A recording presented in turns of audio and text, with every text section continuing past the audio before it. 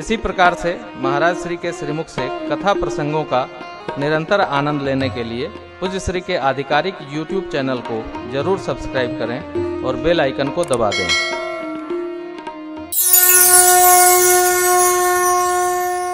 आगे बाबा कहते हैं, बरन न जाय अनीत घोर निशाचर, जो करे हिंसा पर अति प्रीत, तिनके पाप ही कवन मिटि। क्या उनका लेखन करे। असुर लोग आसुरी प्रवृत्ति, तामसी प्रवृत्ति के धनी लोग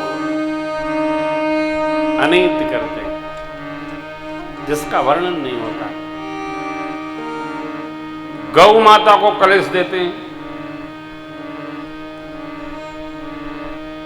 ब्राह्मण देवताओं को कलेश देते हैं, साधु जनों को कलेश देते हैं, देवताओं को कलेश देते हैं, देव विग्रह देव स्थलों का खंड खंड विखंडन करते हैं। ये अनीति, इसके ताप से धरती मैया को कलेश होता है, कष्ट होता है, जिसका वर्णन नहीं होता। और इनके ताप से दुखी होकर तब तब प्रभु धरि एक नहीं अनेक शरीर धारण करके भगवान करते क्या है। हर ही कृपा निधि असुर मारि था पहि सुरन, राखहि निज श्रुति जग विस्तार हे राम जन्म।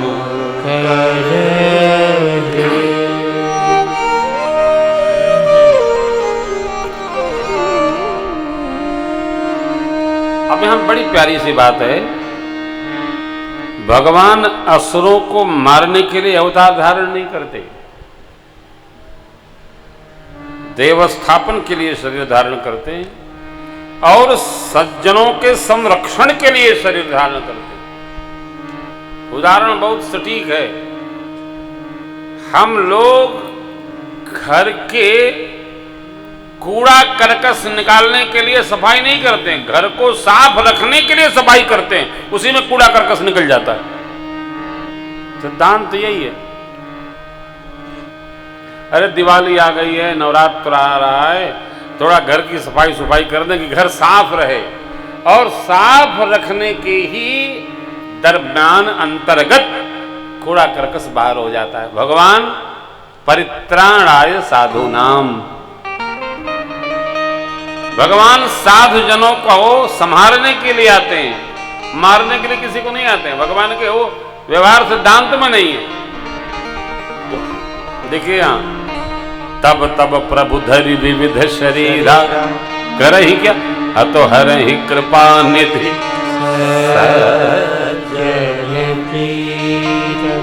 कई बार भगत लोग घबरा जाते हैं।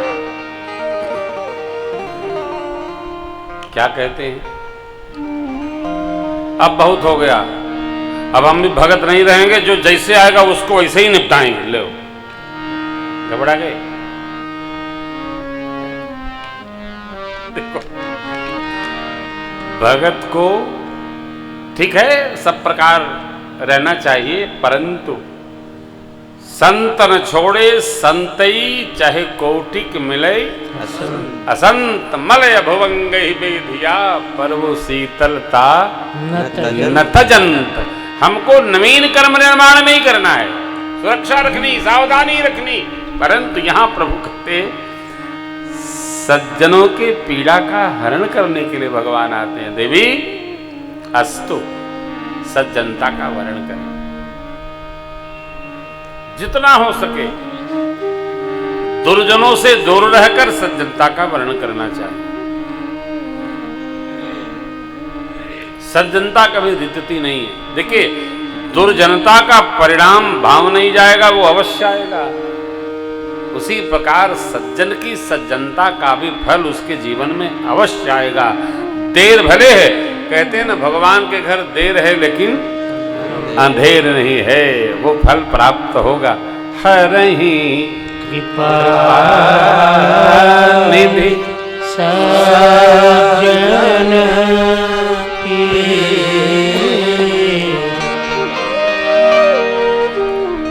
ये 8वीं भक्ति, 6वीं भक्ति।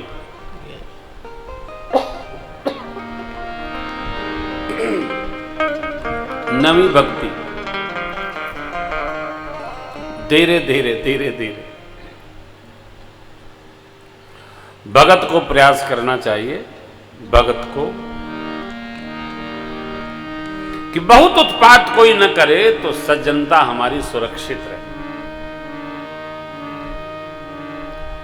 सज्जन को सज्जनता का त्याग कदापि नहीं करना चाहिए साहब, परिणाम तो आता जाता रहता है।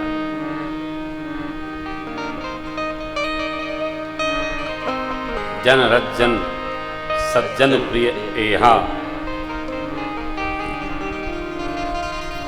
मेरे परमात्मा ने कभी त्याग नहीं किया। हम लोग भगत हैं, हमको भी नहीं त्याग करना, क्योंकि भगवान कह रहे हैं असुर मारी थापहि सुरन राखहि निज श्रुति सेतु जग विस्तार ही विषय राम जन्म कर सई जस गाई भगत भवतर सोई जस गाई भगत भवतर कृपा सिंधु जन हित तनु धर कृपा सिंधु जन हित तनु धर राम जन्म कर हेतु राम जन्म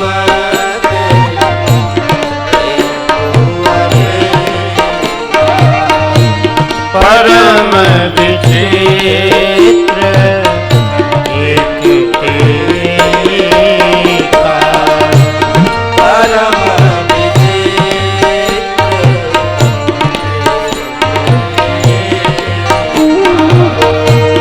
जन्म एक दुई काहू बखानी जन्म एक दुई काहू बखानी सावधान सुन सुमति भगवान सावधान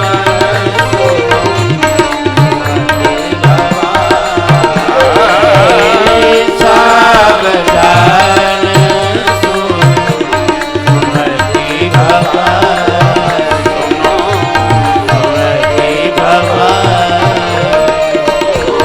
सुमति भगवान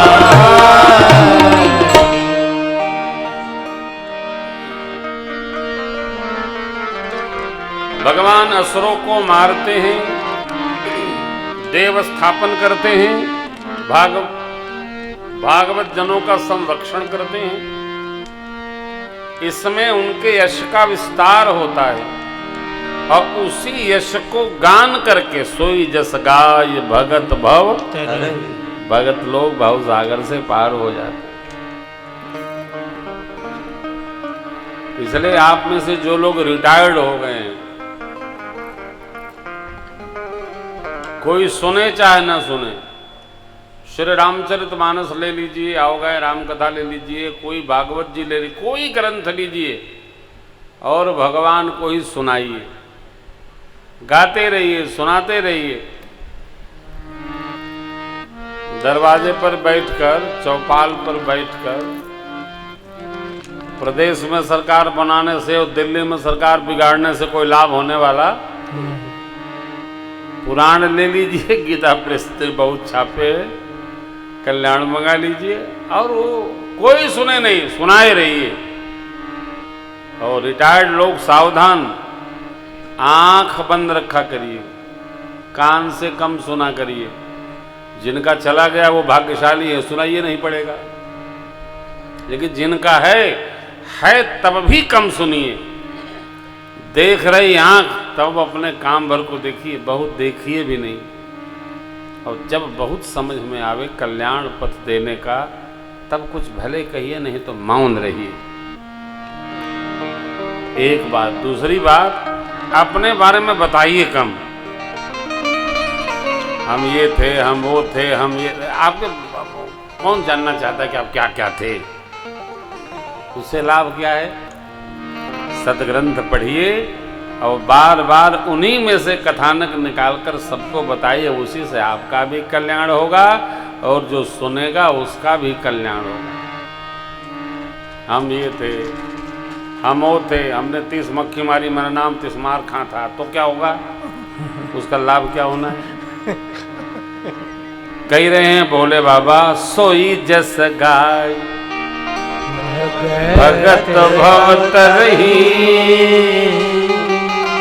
क्योंकि कृपा सिंधु जनहित तनुधर। भगवान की गाथा पुराणों से, सदग्रंथों से, इतिहास ग्रंथों से जब आप गाएंगे, सुनेंगे, समझेंगे तो वही कहेंगे। और जिस दिन आपने यात्रा प्रारंभ कर ली, 2-4 लोग बिना कारण आपके पास बैठे रहेंगे और कमियां बताते रहेंगे, तो बुलाएंगे तब भी कोई नहीं आएगा। कम से कम अवसर मिला है। देखिए, टायर्ड अलग सब्जेक्ट है और रीटायर्ड माने अब दोबारा थकान आपको लग गई है। अब संसार के व्यवहार से बाहर निकलिए, थोड़ा परमार्थ करिए। परमार्थ क्या करिए? कुछ कर सके तो करिए, नहीं कर सके तो ये करिए। सुनाए रहिए सबको, कुछ न कुछ गाए रहिए। इससे लोग आप में प्रेम करेंगे और जब आप रहेंगे तब भी प्रेम करेंगे और जब आप चले जाएंगे तब भी प्रेम बढ़ता जाएगा। काहे? हमारे बब्बा हते पुराण की कथाएं ऐसी सुनाए, ऐसा सुनाए, वैसा लोग आपको याद करेंगे। और कमियां बताते रहेंगे तो जाने के बाद लोग कहेंगे भला भैया चले गए, बहुत कमियां बताते रहते। झंझट खत्म भाई, कमी बताना बंद करिए। कोई कमी नहीं सुनना चाहता है, हर आदमी अपनी अच्छाई जानना चाहता है। इसलिए बाबा ने कहा भगत को क्या है? यश गान करे और भव सागर से तर जाए। देवी, जन्म 1 और 2 अर्थात 3 जन्म की कथा प्रभु की मैं विस्तार से सुनाऊंगा। पहली गाथा देखिए, कह रहे हैं देवी, जय और विजय भगवान के 2 पार्षद थे। सनकादिक ऋषि सनक, सनंदन, सनातन, सनत कुमार चारों भाई भगवत दर्शनार्थ आए। इनको आज्ञा थी कि कोई अंदर प्रवेश न करे। भगवान कोई मंत्रणा कर रहे थे। आप भी सावधान रहिए। यदि कहीं लिखा हो प्रवेश निषेध, समय लेकर आइए, तो नाम लिख के पर्ची न पहुंचाइए, क्योंकि सीधा लिखा है समय लेकर आए, प्रवेश निषेध है। जहां भी लिखा हो प्रवेश निषेध वहां कदापि न जाइए। फिर परिचय न बताइए, जरा कार्ड पहुंचा दीजिए। ये लिखा है क्या कि वो आएंगे तो कार्ड जरूर अंदर ले आइएगा? नहीं लिखा ना, अनुशासन का पालन करिए। अब देखिए, न पालन हुआ तो परिणाम का दर्शन करिए। जय विजय ने जैसे रोका, इन ऋषिगणों को क्रोध आ गया। आज्ञा अंदर से सरकार की थी, क्रोध में क्या कहे? हमारे साथ बेरेखी करते हो, अवरोध करते हो मार्ग, जाओ 3 जन्म असुर शरीर धारण करो, ये हम लोग शाप देते हैं। शाप मिल गया। इधर इनका शाप देना हुआ, उधर भगवान श्री हरि उठकर आए, जय विजय चरणों में गिर पड़े। प्रभु, आपकी सेवा में रहने का ये परिणाम, ये फल इन देवताओं ने शापित कर दिया। भगवान बोले जाओ, अब जो इनके पास था इन्होंने दे दिया। तुम जितने शरीर धारण करोगे उतनी बार मैं भी शरीर धारण करूंगा और तीसरे शरीर धारण करने में मैं जब आऊंगा तभी तुम दोनों को सदगति प्रदान करूंगा। बोलिए वैकुंठ बिहारी भगवान की जय। साकेताधिपति भगवान की भगवान की सेवा में कैसे भी लगेंगे परिणाम उत्तम ही आएगा। लेकिन यहां एक सावधानी है, जितना हो सके क्रोध को संभाला जाए, क्योंकि जिसका क्रोध आएगा उसी का हानि करेगा। सनकादिक गणों के क्रोध से जय विजय असुर बने, हरणाक्ष हिरण्यकशिपु हुए, साधु संतों को त्रास दिए। रावण कुंभकर्ण हुए, साधु संतों को त्रास दिए। शिशुपाल दंतवक्र हुए, साधु संतों को त्रास दिए। हमारा क्रोध हमारों को ही सताता है, औरों को नहीं सताता है। इसलिए हमको हमारे क्रोध पर बस रखना है। हम क्रोध करेंगे दूसरे को हानि नहीं होगा, हम ही को होगा अथवा हमारों को होगा। इनका क्रोध किस पर भारी पड़ा? अब तो इन्हीं के समाज परिवार अंग अभिन्न पर भारी पड़ा। मां और सदगुरु ये दो क्रोध ही दवा है साहब, जड़ी है। जीव का क्रोध जड़ी नहीं है। मां जब क्रोध करती है तो बच्चों को संभालने के लिए करती है। सदगुरु जब आवेश में आते हैं तो शिष्य के मंगल और कल्याण के लिए क्रोध में आते हैं, तुम्हारा मंगल हो। जीव का क्रोध तो हानि करता है साहब।